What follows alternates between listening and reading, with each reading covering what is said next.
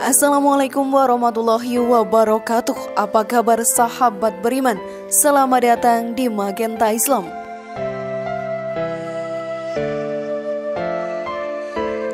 Tak bisa dipungkiri, pernikahan beda agama sudah sering terjadi di Indonesia.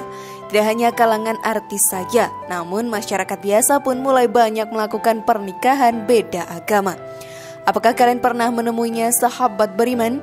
Di balik semua cerita pernikahan beda agama, muncul banyak masalah di kehidupan setelah menjalani pernikahan. Bahkan beberapa keluarga kesulitan ketika anak kesayangan mereka harus menentukan keyakinannya. Dan yang menjadi pertanyaan sekarang sahabat beriman, bagaimana status anak hasil pernikahan beda agama? Lantas bagaimana pula Islam memandang fenomena ini? Temukan jawabannya dengan menyimak video ini hingga akhir.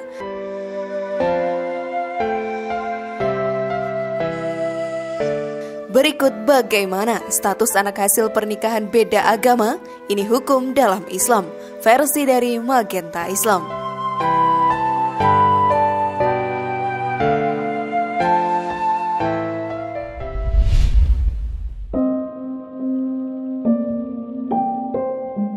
Pernikahan merupakan kodrat setiap manusia yang ingin merasa dicintai dan hidup bahagia bersama orang yang disayanginya.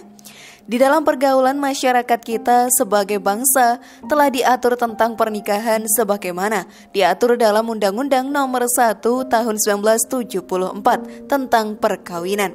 Permasalahannya pada saat ini sahabat beriman, interaksi antara satu manusia dengan manusia lainnya tidak dapat lagi dibatasi oleh golongan, suku, agama, ras, bangsa, atau lainnya. Begitu pula dengan Indonesia yang memiliki bermacam-macam suku dan agama serta merupakan suatu bangsa yang kaya akan pluralisme, undang-undang maupun kebudayaan sehingga tidak mustahil menyebabkan terjadinya perkawinan antar suku, ras, dan antar agama dalam masyarakat Indonesia. Perkawinan semacam itu akan menimbulkan banyak masalah. Di antaranya adalah ketika ada sepasang manusia yang ingin melaksanakan pernikahan tetapi mereka memiliki agama yang berbeda satu dengan yang lainnya. Nah, bagaimana status anak mereka? Kalian juga bertanya-tanya sahabat beriman? Maka mari kita bahas lebih dalam. Namun sebelum lanjut, klik dulu tombol loncengnya ya, supaya kita tetap bertebar syiar melalui channel ini.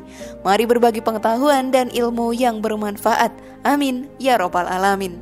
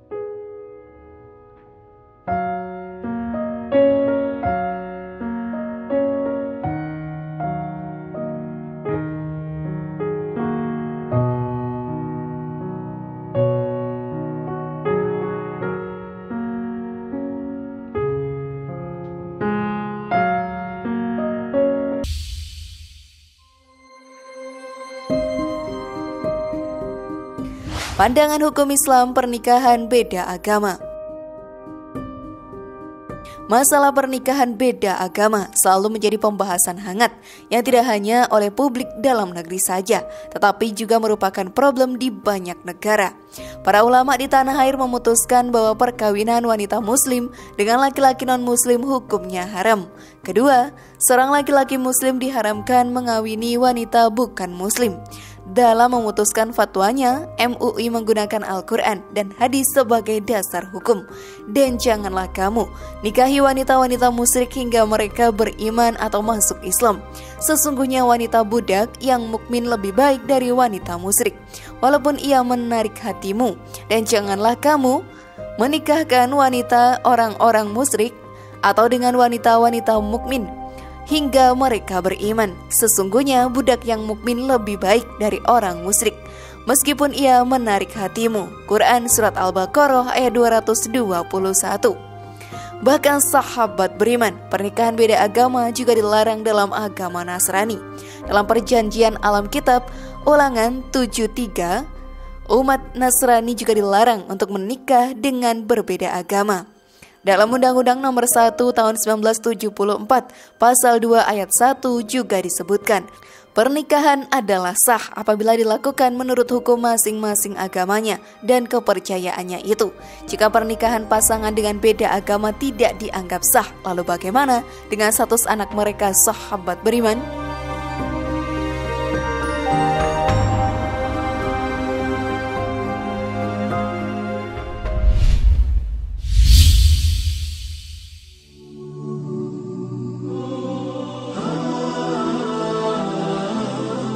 Status anak.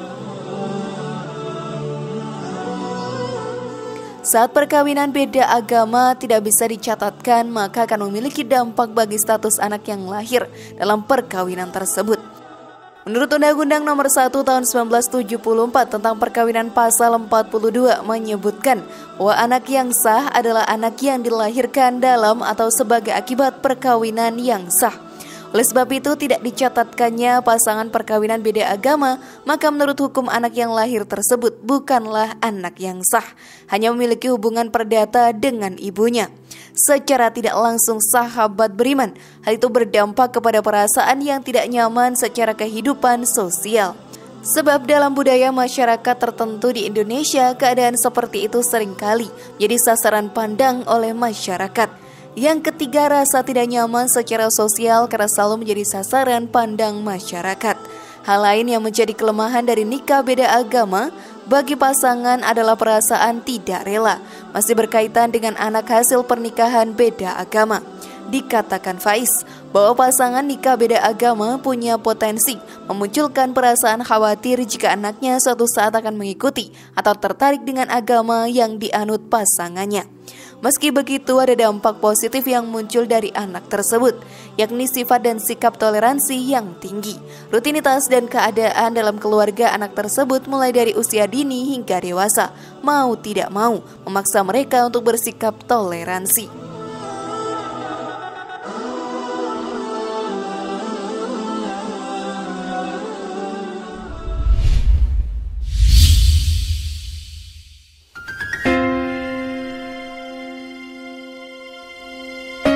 Pernikahan beda agama di negara lain. Jika pernikahan beda agama dilakukan di luar negeri, maka butuh kurun waktu 1 tahun setelah pasangan beda agama tersebut kembali ke wilayah Indonesia. Harus mendaftarkan surat bukti perkawinan mereka di kantor pencatatan perkawinan tempat tinggal mereka yang disebutkan dalam pasal 56 ayat 2 Undang-Undang Nomor 1 Tahun 1974 tentang perkawinan. Pencatatan di sini bukan dalam konteks keabsahan perkawinan, melainkan hanya sekedar pelaporan administratif saja. Memang sahabat beriman, pernikahan beda agama di Indonesia masih cukup jarang didengar. Namun ternyata di masyarakat sekarang cukup banyak yang menikah dengan beda agama, sehingga menimbulkan banyak pertanyaan di masyarakat. Di Indonesia sendiri hanya beberapa kota yang mau mencatatkan perkawinan beda agama, yaitu kota Yogyakarta, Surabaya, Bali, dan Salatiga. Itu pun dengan syarat bahwa salah satu pasangan tersebut berdomisili di kota yang mau mencatatkan perkawinan beda agama. sehingga kebanyakan akan menikah di luar negeri, kemudian kembali ke Indonesia untuk mendaftarkan pernikahannya. Sayangnya sahabat beriman, tidak semua dinas kependudukan dan pencatatan sipil mau mencatat pernikahan pasangan beda agama. Dalam prakteknya di dalam masyarakat, ketentuan mengenai pencatatan perkawinan diatur dalam Peraturan Pemerintah Nomor 9 Tahun 1975 tentang pelaksanaan Undang-Undang Nomor 1 Tahun 1974 yang menyebutkan bahwa apabila perkawinan dilakukan oleh orang Islam, maka pencatatan dilakukan oleh pegawai pencatat sebagaimana dimaksud dalam Undang-Undang Nomor 32 Tahun 1954 tentang pencatatan nikah, talak, dan rujuk, yaitu Kantor Urusan Agama. Sedangkan bagi mereka yang melangsungkan pernikahan menurut agama dan kepercayaan di luar agama Islam, maka pencatatan dilakukan pada Kantor Catatan Sipil.